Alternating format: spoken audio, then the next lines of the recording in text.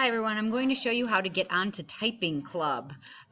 You can just click on one of the E's, those big rainbow E's in the agenda, or this is just another way to get to Clever. If you're on our Central Dolphin home site, if you click on Students,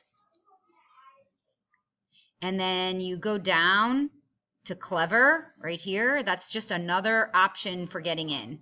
So make sure you click on Clever. Once you get to this screen, you're going to want to click on Central Dolphin SSO. And this little site will pop up with and you'll type your student's username and password. So they're 31 and then their last 5 letters of their last name and their first name. Okay, so you type your own student there.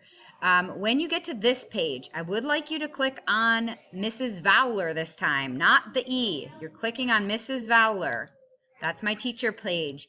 And right there you will find Typing Club. So click on that link, Typing Club, and you'll be all set up to start. Just have your child start. Each time they come in, they will have a little more finished, and it will take them through on their own. So they'll pass them through the levels, okay? Good luck.